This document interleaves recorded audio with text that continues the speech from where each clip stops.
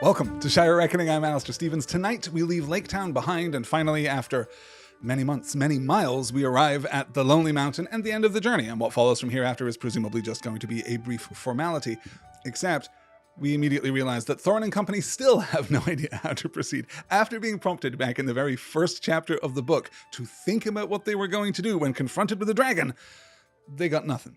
So we're going to kick our heels just a little bit until we can find a way into the Lonely Mountain in Chapter 11 on the Doorstep. And appropriately enough, we're going to pause before we even get into the mountain because we've only got 6 slides to cover tonight and a fairly straightforward piece of the narrative. I mean, a straightforward piece of the narrative that is dominated by one, if not two, of the most important questions in all of Tolkien's work. We're going to be talking a little bit about the Desolation of Smaug and exactly what that means, and we're certainly going to be talking about prophecy and free will. But because we spend this chapter in this fairly brief, fairly elementary movement of the plot, Thorin and company arrive at the Lonely Mountain, figure out how to get inside the Lonely Mountain, get inside the Lonely Mountain. We're going to begin by looking at where this chapter fits in the rest of the book, because it's surprisingly not the shortest chapter in the book. It's not even quite the shortest that we have covered thus far, as I'm going to demonstrate now with the help of this handy-dandy infographic. Let me call this up here.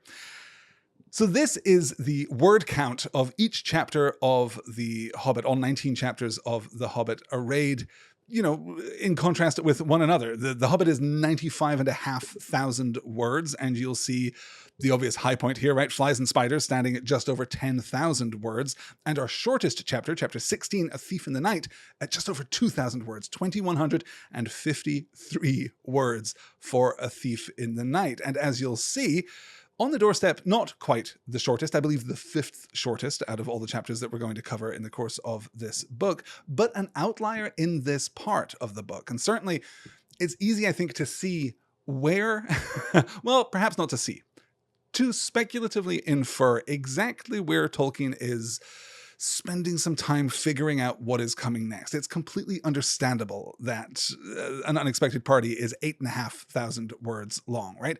But by the time that we get to the far side of the Misty Mountains, by the time that we get specifically to Queer Lodgings, and we spend 9,000 words in Queer Lodgings and then 10,000 words in Flies and Spiders and almost 6,000 in Barrels Out of Bond, which is no slouch either, you get the sense that this is Tolkien engaging in this hobbitry, right? This tradition of the hobbits having, or I guess this is hobbitry by the time we get to the Lord of the Rings, right? Specifically. But we're getting some circular movement of the plot. We're getting a lot of conversation. We're getting a lot of dialogue. We're getting not a lot of action happening in those chapters. And partly, I should acknowledge that is because of the revision that was done to Flies and Spiders, right? You'll remember that after writing the first very scant and spare version of that chapter, Tolkien goes back and fills in basically Bilbo's heroism, right? He fills in everything that makes Bilbo Baggins, as informed by the end of the book, the hero that he is right there in chapter 8. And obviously, if you're anything like I am, you are very excited at the prospect of next week's chapter, Inside Information, coming in at 7,132 words of malevolence and malice as Bilbo finally goes inside the Lonely Mountain and gets to chat with Smaug. And then, as you can see, we really pick up the pace. We're very consistent all the way through to the end of the book. And if you think that A Thief in the Night is going to be our shortest discussion, I have to disabuse you of that notion. I suspect that A Thief in the Night is going to be one of our longer conversations as we move through the back part of the book. We've got Andrea joining us this evening and Brian too. It's good to have you here. Let's pick up by switching out to our first slide and taking a look at the arrival at the Lonely Mountain. In 2 days going, they rode right up the long lake and passed out into the river running, and now all they could see was the Lonely Mountain towering grim and tall before them.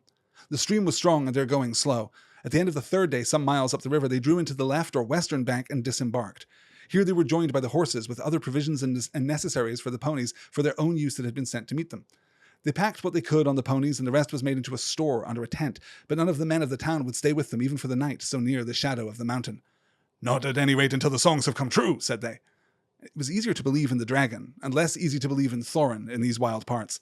Indeed, their stores had no need of any guard, for all the land was desolate and empty.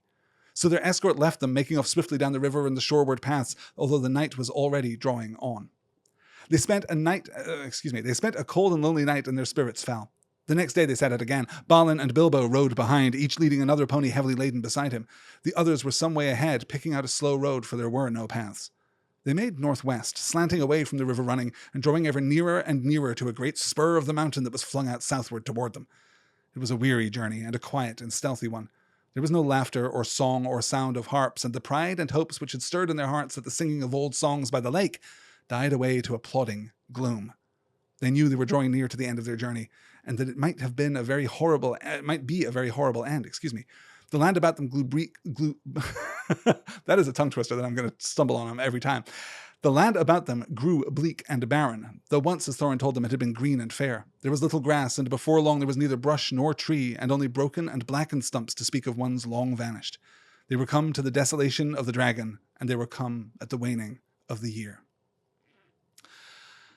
So, a couple of things to point out here. We're going to talk about the geography in just a moment. I have a couple of images here that we can use to properly anchor ourselves in our understanding of the Lonely Mountain and exactly how it works, how this approach to the Lonely Mountain works. But for now, I want to take a look at what is happening to the dwarves. We talked a little last week about their ebullience in Lake Town, their faith in what seemed to be a prophetic fait accompli. They believed that effectively their journey was already done, their quest already successful, that the dealing with the dragon was just a formality. And now here they are in the shadow of the mountain, and the reality of the situation hits home. At least that is the kind of standard critical position. That is the standard interpretive maneuver that we do here, that the dwarves are achingly, hopelessly naive. The dwarves, with the exception of Bilbo, are achingly and hopelessly naive in Lake Town as they are buoyed up by the songs and the great hopes of the men of Lake Town.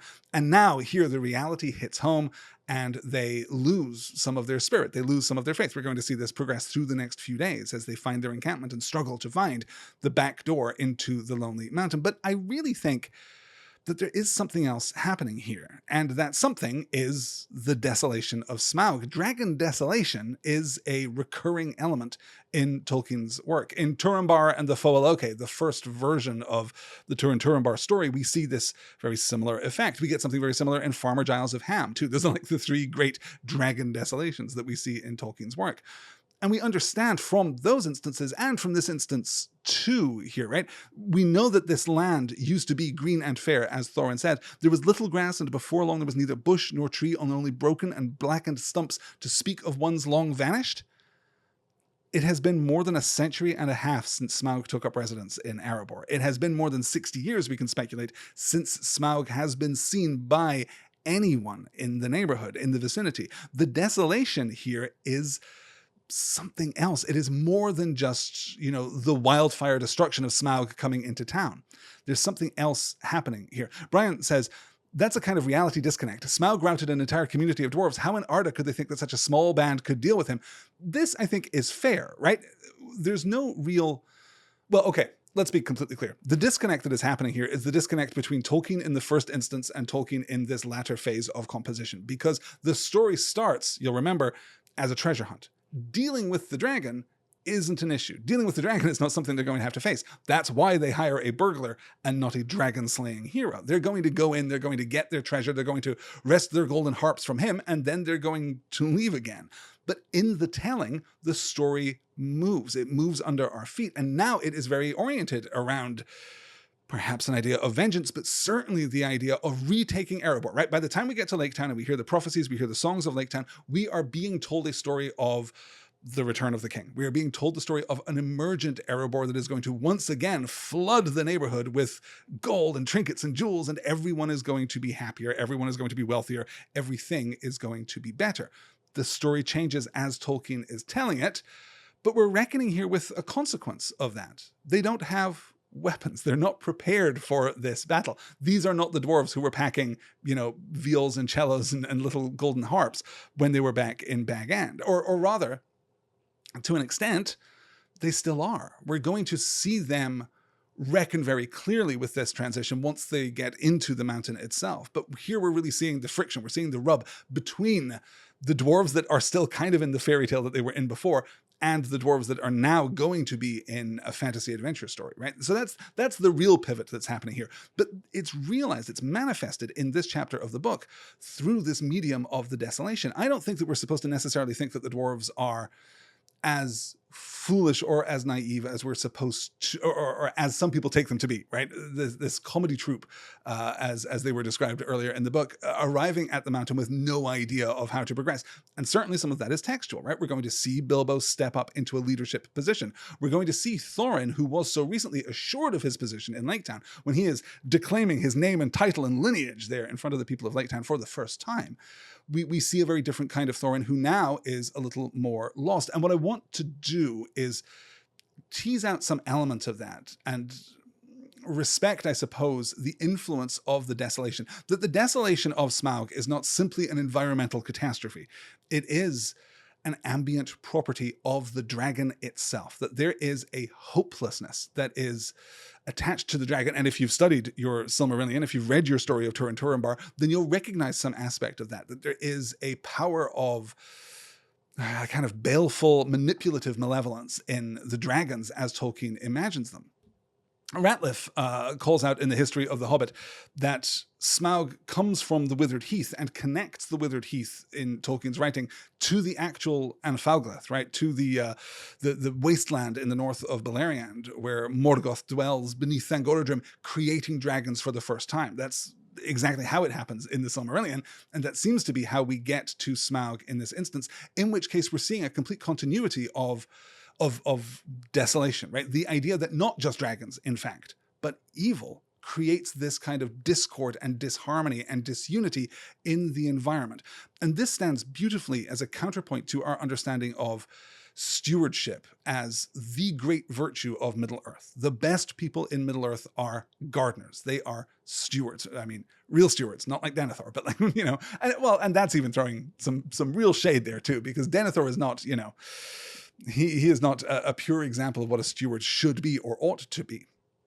But we steward our environment and thereby come to contentment and peace and happiness. We encourage all of these positive virtues in our environment by the application of goodness and care and love. And it seems very clear that the opposite also happens, whether it is the Anfalgleth, whether it is the desolation of Smaug, whether it is the dark corruption within the Mirkwood, right? The greenwood of old being turned into the Mirkwood that we've just traveled through.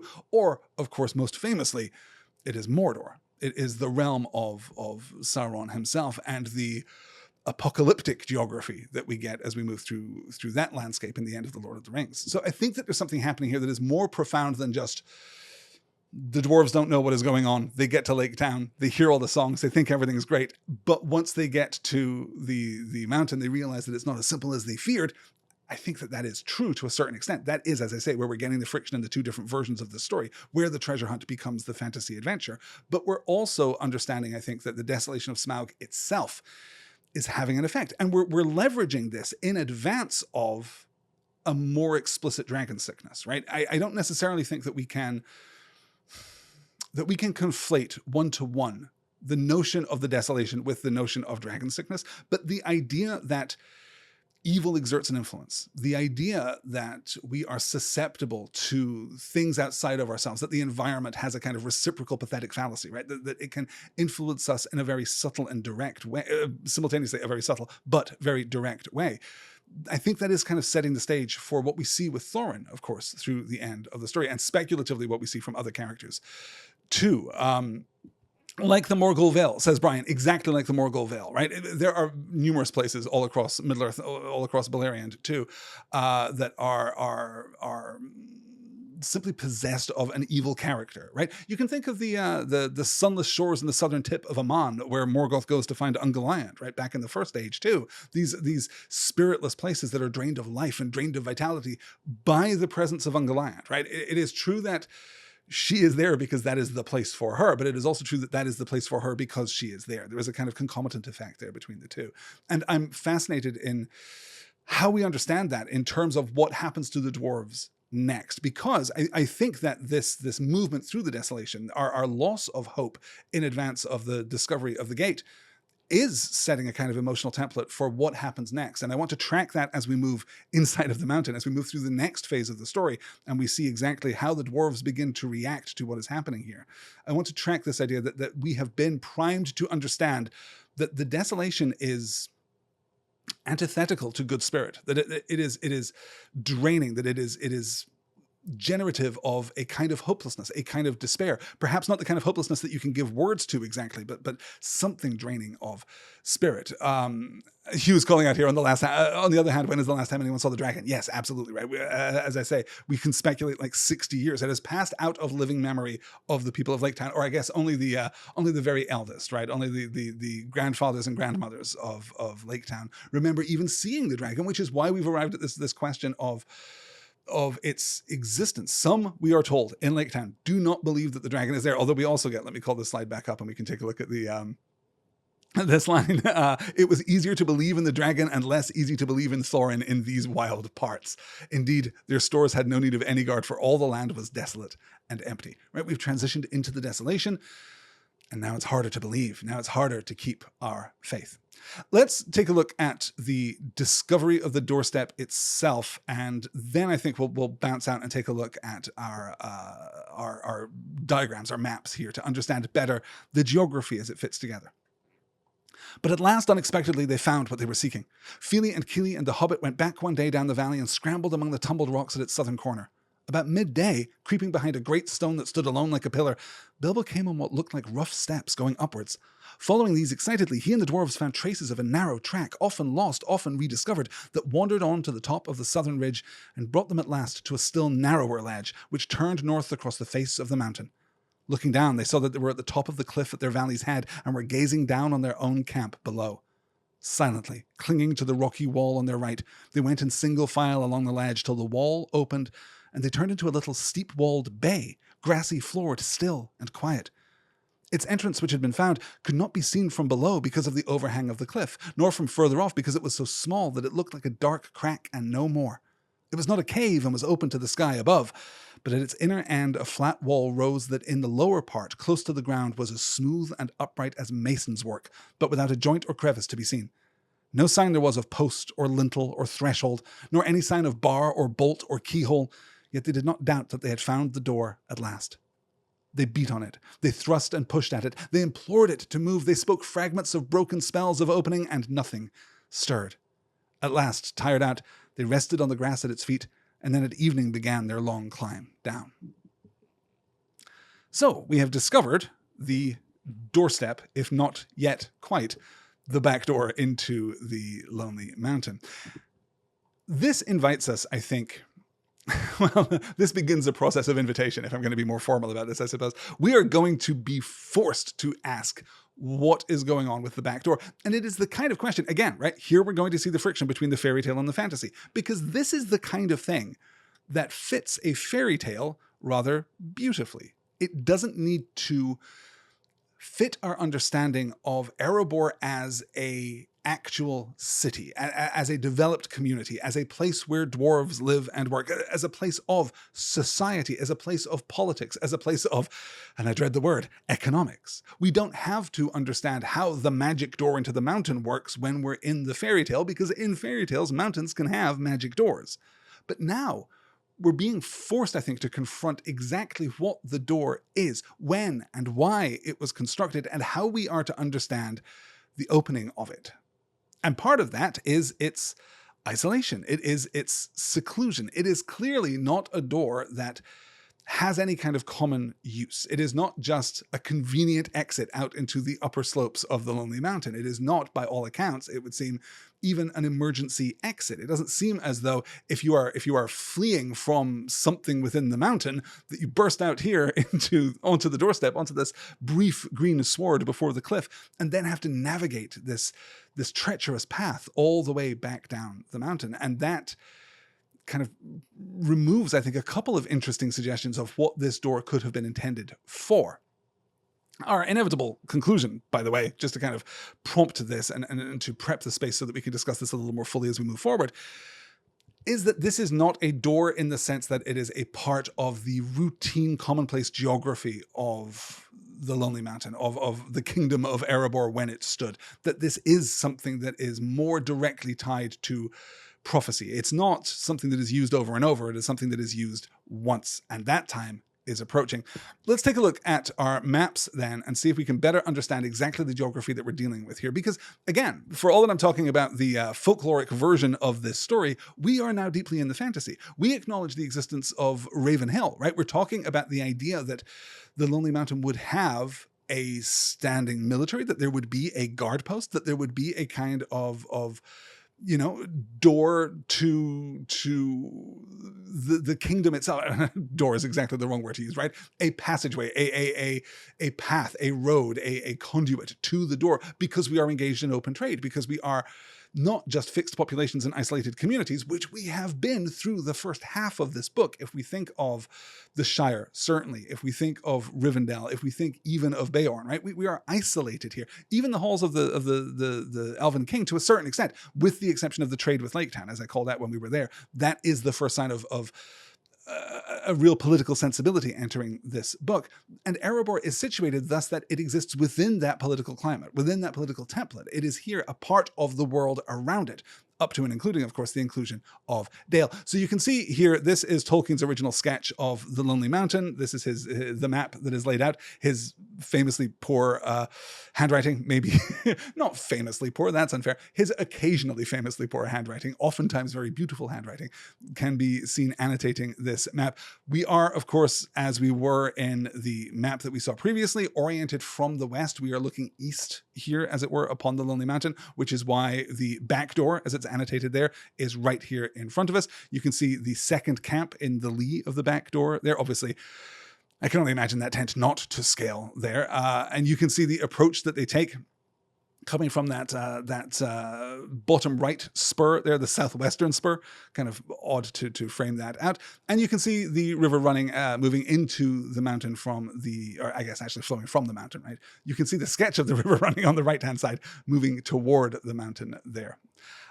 So that's the sketch as Tolkien gives it, but I'm going to jump on to the diagram given to us from the fantastic Karen Wynne von Stad. I've talked about the Atlas of Middle-earth before. It is just fantastic, and it is fantastic for diagrams exactly like this, for maps exactly like this, where we can much better see here exactly what Tolkien is describing. So we are properly oriented toward the north, so we can see the flowing river. We can see the ruins of Dale there in the shadow of the main gate, the front gate of Erebor that was. We can see that southern spur topped with Raven Hill and the guard room right there. The little indication there of the first camp on the western side of that southern spur. We don't want to be on the eastern side because we don't want to be too close to the front gate, right? We're assuming still that Smaug is watchful. And then you can see the second camp right there on the western side with the hidden path just south of the second camp coming up to the hidden bay with the secret door right there, and obviously some geography from inside that we'll definitely talk about next week. Andrea's saying here in the chat, I always saw the door as an escape hatch, which I like as a thought. I must admit, I've had that thought too through the years, but when I'm thinking about the means of ingress, right? The idea that it can only be unlocked apparently from the outside, or I guess, okay, we should be more rigorous here. It can be unlocked from the outside. We don't know that that is the only way of unlocking it. You're right. It may have just a big bar on the inside that you crash into when the fire alarm goes off, right? But the idea that it is situated in this secluded position, that we're not trusting to the secrecy of the door, we're also trusting to the isolation of the door. This is something that it is a belt and braces approach, right? It is a two-factor authentication of the door here. You don't just have to know where it is. You also have to know how to get in, which is delivered in the form of a prophecy, nothing less than a prophecy, as we'll discuss in just a moment. What I find most interesting about that idea, though, Andrea, of the escape hatch is this treacherous descent. It is the idea that if you are using this in an emergency situation where you need to flee, presumably en masse, then this is probably not what you would build, right? You would probably come up with something a little closer to the ground and a little more, I don't know, a little easier to flee from, because you're left here open to the sky, which is of course crucial. Now, perhaps in their defense, the designers of this particular feature of Erebor weren't thinking about dragon attack, right? This is going to be very significant later.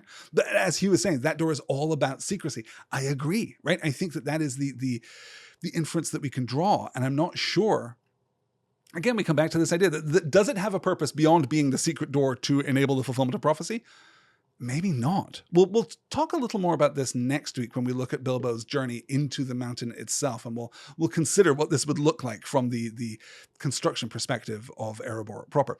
Okay, let's, having now discovered the doorstep, let us name the doorstep and get one step closer to our path into the Lonely Mountain. In the meanwhile, some of them explored the ledge beyond the opening and found a path that led higher and higher onto the mountain, but they did not dare to venture very far that way, nor was there much use in it. Out up there silence reigned, broken by no bird or sound except that of the wind in the crannies of stone. They spoke low and never called or sang, for danger brooded in every rock. The others who were busy with the secret of the door had no more success. They were too eager to trouble about the runes and the moon letters, but tried without resting to discover where exactly in the smooth face of the rock the door was hidden. They had brought picks and tools of many sorts from Laketown, but at first they tried to use these. But when they struck the stone, the handles splintered and jarred their arms cruelly, and the steel heads broke or bent like lead. Mining work, they saw clearly, was no good against the magic that had shut this door, and they grew terrified too of the echoing noise. Bilbo found sitting on the doorstep lonesome and wearisome. There was not a doorstep, of course, really, but they used to call the little grassy space between the wall and the opening the doorstep in fun, remembering Bilbo's words long ago at the unexpected party in his hobbit hole, when he said they could sit on the doorstep till they thought of something. And sit and think they did, or wandered aimlessly about, and glummer they became. So the direct quote here from Chapter 1 in response to a measure of skepticism on the part of the dwarves, Bilbo replies, "Well, I should say that you ought to go east and have a look around. After all, there is a side door, and dragons must sleep sometimes, I suppose. If you sit on the doorstep long enough, I dare say you will think of something. And well, don't you know, I think we've talked long enough for one night, if you see what I mean. What about bed and an early start and all that? I will give you a good breakfast before you go." At which point, Thorin demands that he be the burglar and is not sitting on the doorstep, his job, not to speak of getting inside at the door, which clearly is something that the dwarves are kind of thinking at this point, right? We're applying, again, fantasy solutions here. We're applying, practical solutions to a magic door, not just a magic door because of the quality of dwarven engineering, right? We can maybe speculate. The dwarves, at least Thorin and Balin, who we learn in this chapter, also witnessed the arrival of Smaug. Again, back in our text here of the book, Thorin is the eldest of the dwarves. It's very easy to slip into our Peter Jackson movie interpretation and see Balin there as being the eldest. But no, Thorin is the eldest. Balin was but a child when Smaug came, but still has some experience, some personal experience of Erebor itself, and doesn't, I think, offer any additional insight on how to deal with this door, whether it is magical, whether it is artifice, whether it is protected somehow against smithcraft, against mining craft of the dwarves, which you would think they would at least have some capacity for, some insight into. They would understand, oh, this is particularly warded in this way, but instead it is just a magical door. It is as fully magical as the Holland Gate on the west side of Moria in The Lord of the Rings, right? It is, in many ways, it shares a similar purpose. It shares a similar function, at least, right? It is an impediment which yields to fairy tale logic, which yields to, not quite in that instance a moment of prophecy, but a moment of understanding, a moment of realization, a moment of a kind of transcendent magic. And if we can interpret prophecy in the fairy tale as the same kind of transcendent magic, then I think that we can really draw a one-to-one connection there between the Holland Gate in The Lord of the Rings, the gateway to Moria, the speak friend and enter gate, and this back door here into the Lonely Mountain. Let's pause here in our movement forward then to anchor our reflection, to kind of situate our understanding of the Lonely Mountain here at the end of the story, because Tolkien, of course, has established this theme beautifully and is not going to let it go to waste. If he lifted his head, he could see a glimpse of the distant forest. As the sun turned west, there was a gleam of yellow upon its far roof, as if the light caught the last pale leaves. Soon he saw the orange ball of the sun sinking toward the level of his eyes. He went to the opening, and there, pale and faint, was a thin new moon above the rim of earth. At that very moment he heard a sharp crack behind him.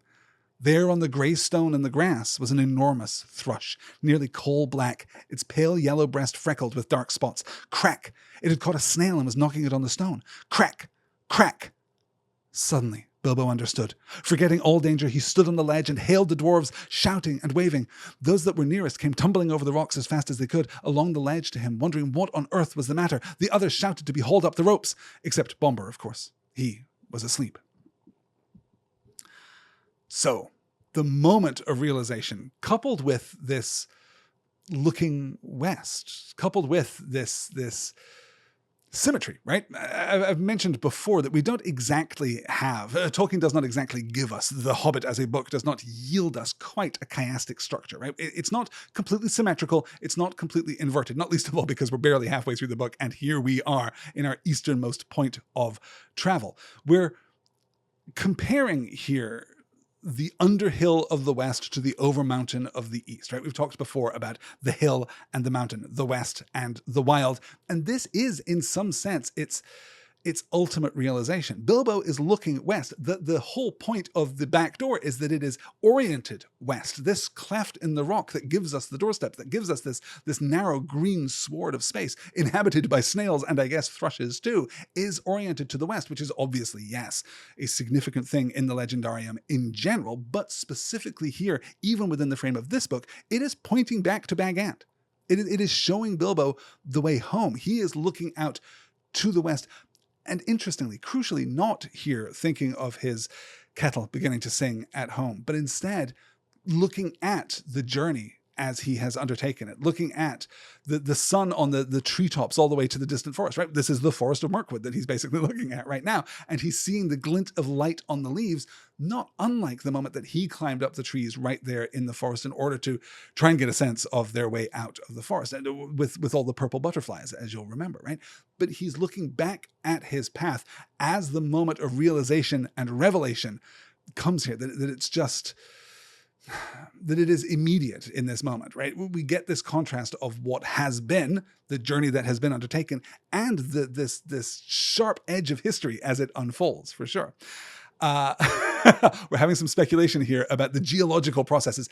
I am afraid that I am insufficiently educated to talk about geographical processes. My knowledge of geology and that aspect of cartography is probably worse even than the professors. He was saying here, enter eucatastrophe, right? Which is certainly a way of understanding it, that we're running out the clock. We're getting down to the end of the fall here, right?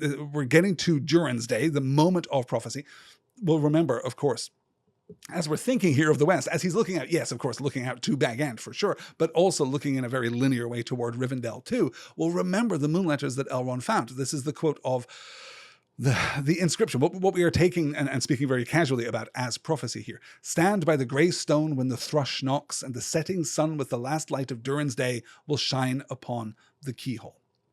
Now, there are a couple of things that we have to reckon with here, many of which we've kind of discussed in passing or in full in the past. We can also kind of oppose this with the interpretive maneuver that Peter Jackson executes in the movie version of this moment, where we have a very kind of mechanical process, right? The light is refracted in such a way that it highlights the actual keyhole. There is something of dwarven craft in that interpretation of the sequence, which I think is not completely compatible with the book, but is also not an indefensible bit of adaptation. But what we get here is not mechanistic. What we get here is not the kind of thing, this is not an instruction that is being given here, right? Stand by the grey stone when the thrush knocks. The thrush will knock at 7:08 p.m. every Tuesday evening, right? There's no control over that. Now, there are snails here. Thrushes do eat snails. Perhaps we can speculate that this is a particular kind of magical thrush that really loves to eat in the twilight hours, right? That will really come out to eat when the snails are most vulnerable and most delicious, right at this moment of sunset. Maybe that's when the snails start to move about. Maybe they shelter from the sunlight of the day and begin to move about in these twilight hours, which is what makes the thrushes come and eat. Right? We can offer some explanations for exactly how these phenomena occur together, exactly how they line up the way that they do. But that's not, as I say, an instruction. It's not something that could be reliable. It's not something that can be depended upon. If you had shown up here literally any other day of the year, would you have found it? I think not. And I think that we can confirm that by, well, actually getting to the moment. Let's get to the moment of discovery here. Quickly, Bilbo explained. They all fell silent. The hobbits standing by the grey stone, the dwarves with wagging beards watching impatiently. The sun sank lower and lower, and their hopes fell. It sank into a belt of reddened cloud and disappeared. The dwarves groaned, and still Bilbo almost without moving. The little moon was dipping on the horizon. Evening was coming on. Then suddenly, with when their hope was lowest, a red ray of the sun escaped like a finger through a rent in the cloud. A gleam of light had come straight through the opening of the bay and fell on the smooth rock face. The old thrush, who had been watching from a high perch with beady eyes and a head cocked to one side, gave a sudden trill. There was a loud crack. A flake of rock split from the wall and fell. A hole appeared suddenly about 3 feet from the ground.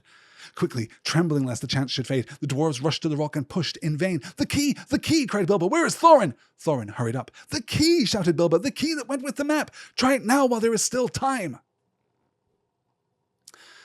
In one of the early revisions of this passage, I'm hesitating there because A, this is quite the digression, and B, wow, it's weird. In one of the earlier revisions of this passage, there was no key contained with the map. There was no secret key that would gain us access to Erebor right from the jump. There was no intended key for this moment. Instead, Bilbo urges Thorin to try the keys that they had taken from the troll cache that they had discovered, where they get Orcrist and Glamdring, right after their encounter with the trolls. They've just found some keys there. Thorin tries the smallest one, and lo and behold, it unlocks the door and they get in. Fairy tale logic, right? Almost Sierra adventure game logic coming in there in the earlier versions of this draft. So, is this magical? Is this prophecy? How do we understand it? Well, there are a few different ways of approaching this. The first, I think, is to look at exactly what happens and to try and backfill an explanation that is not magic, right? To try and test this hypothesis that this is a moment of prophecy. And the thrush, the snails, sure, we can speculate about the circumstances of the doorstep here as it's presented to us. And we can even maybe we can credit some kind of local climactic phenomena, right? That will yield occasionally this finger beam of red light onto the back door. But for me, the most compelling argument against any kind of naturalistic or mechanistic interpretation of the sequence is the rock itself. When their hope is lowest, right? Hugh calling out our eucatastrophe there, right? It only comes in this moment of crisis. Suddenly, when their hope was lowest, the red ray of the sun escaped like a finger through a rent in the cloud. A gleam of light came straight through the opening into the bay and fell on the smooth rock surface. Now, all of that, maybe you could justify it. Maybe you could see that as something mechanistic that's happening here. But I think we see something else, because there's a loud crack and a flake of rock split from the wall and fell. A hole appeared suddenly about 3 feet from the ground.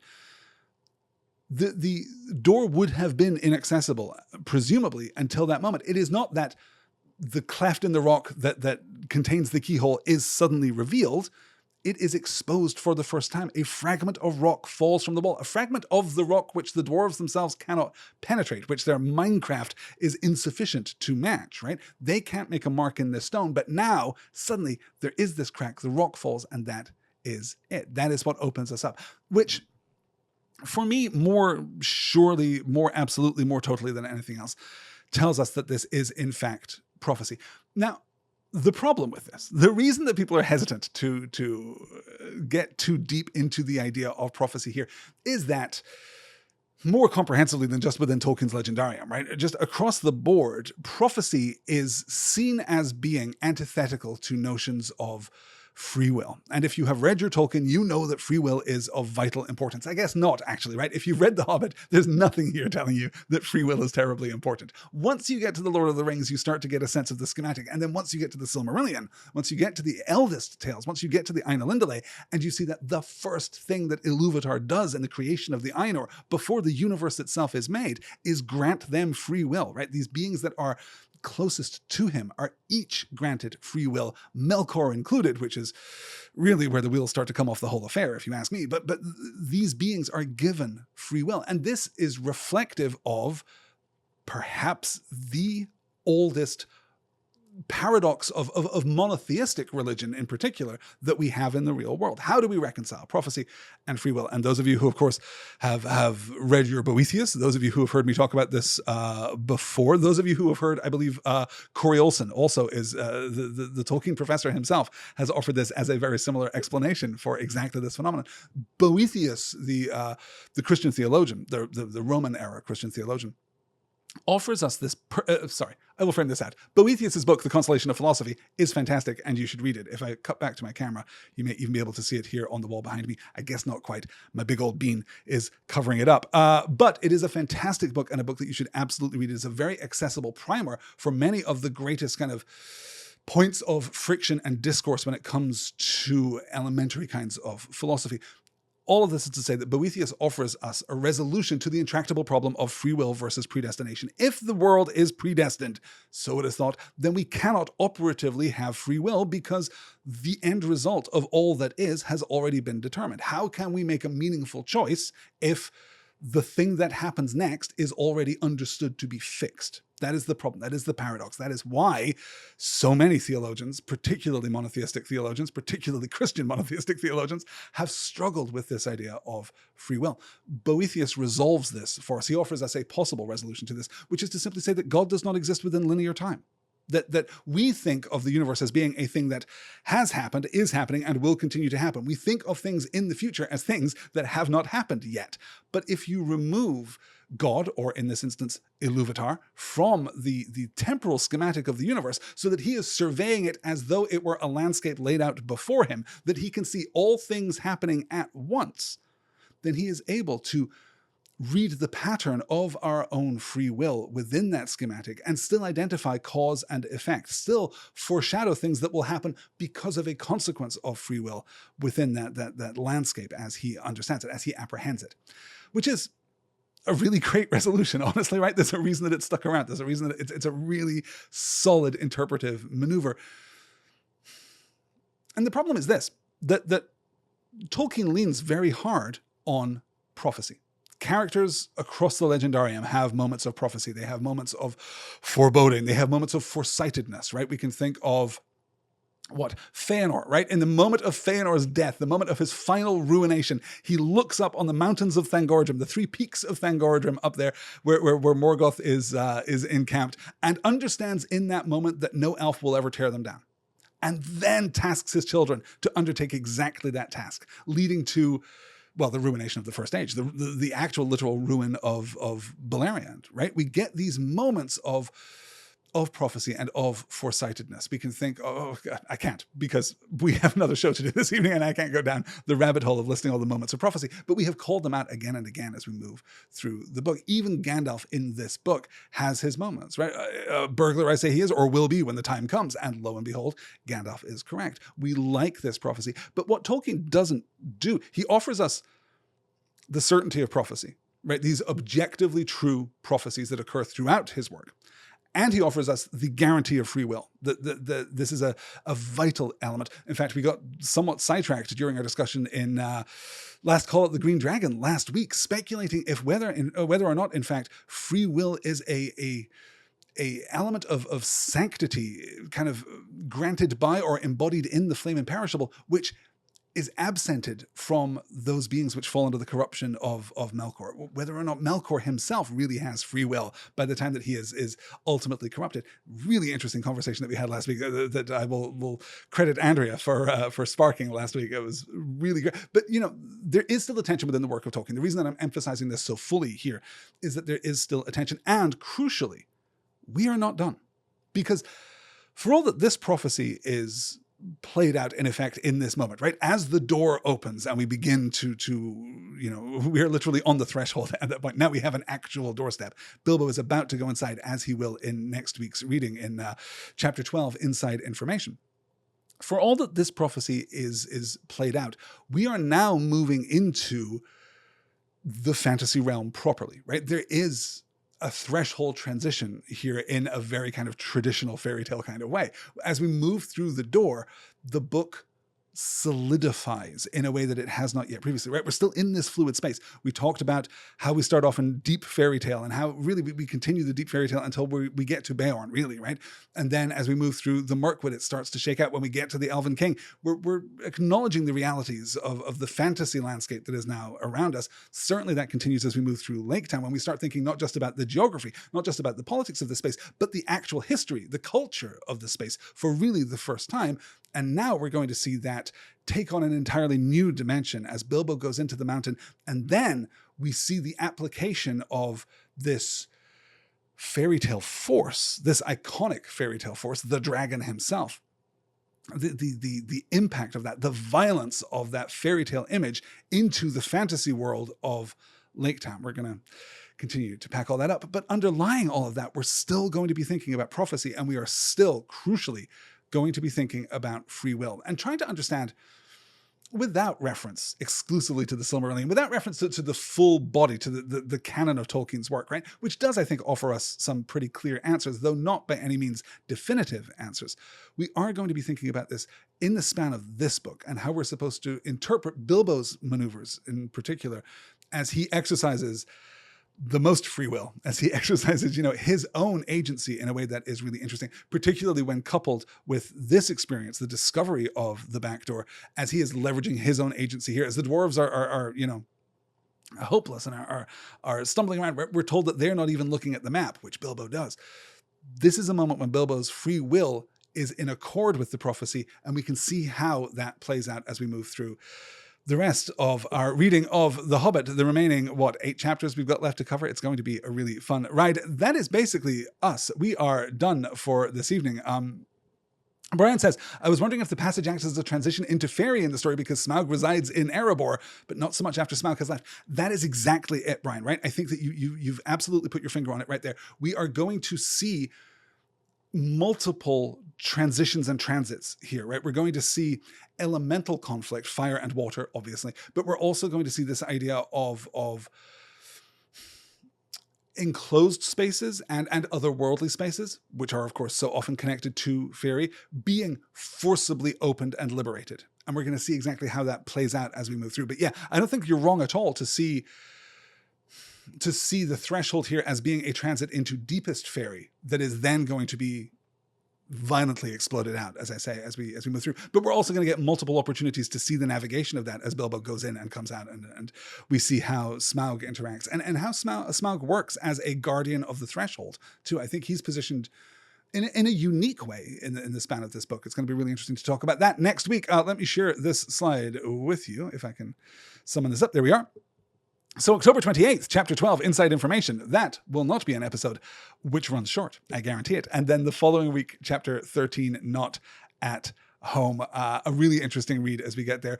And then, yeah, we're there's obviously a great deal to talk about as we transition into the more political, more fantastical aspects of the story. As we leave the fairy tale behind us, the fairy tale is almost literally burned out of this book by Smaug. We're going to move into something that is much more complex, and I'm really looking forward to getting into all of that. And then, of course, finally, very, very briefly, right at the end of the book, we're going to see how Bilbo returns to his particular kind of fairy tale and how the Shire exists then at that point with regard to the wild in the East. It's going to be a super fun discussion. But that is, I think, going to do it for tonight, except not fully for tonight, because if you support Shire Reckoning over on the Patreon page, patreon.com/nextword, then you can join me in just a few very short minutes for Last Call at the Green Dragon, where we'll maybe pick up a little more on ideas of prophecy and ideas of free will. And maybe, I don't know, we'll talk some more about dragons, probably, right? Maybe we'll have something to say about Glaurung as we move through our discussion of Smaug. Guys, thank you so much for joining me. Thank you so much for your patience with our brief audio trouble at the beginning of tonight's session. I'm assuming that hasn't recurred. It will be, stripped out of the podcast version. So this is really just for you guys live here. But thank you so much for joining me tonight. I will talk to you all again, either in the Last Call at the Green Dragon in just a few minutes or next week on the show. Oh, I should mention the episode on the textual history of The Lord of the Rings went up today. I really enjoyed it. It was a lot of fun. I got a great question from from Suzanne, who wrote in to ask about the selection process for the Fellowship, which was so much fun to answer. So that episode is already available in your podcast feed. This coming Sunday will be the Tom Bombadil episode that I've been discussing. I've been kind of foreshadowing here for the last couple of weeks. Part of the reason that it was late was that I had to go and watch the whole of season 2 of Rings of Power, which I'm not going to talk about in depth right now. I guess I can give a very brief. Season 2 of Rings of Power is pretty consistently as good as the first season, with one major exception, which is that it has lost its sense of unity. The various strands, I think, are cohering less in season 2 than they are in season 1. And I'm not entirely sure why. I probably need to watch it again because I was watching with such a close attention to the character of Tom Bombadil, who, well, you know what? I'll talk about it on Sunday. That's going to be a really interesting discussion over on the regular, over on the topic-oriented side of Shire Reckoning. That's going to do it, though. For tonight, I'm going to go and, I guess, pour a glass of wine, pour a glass of whiskey or something, and come back for Last Call at the Green Dragon. I will talk to all of you very soon. Until then, please do take care. Thanks for listening, guys. Good night.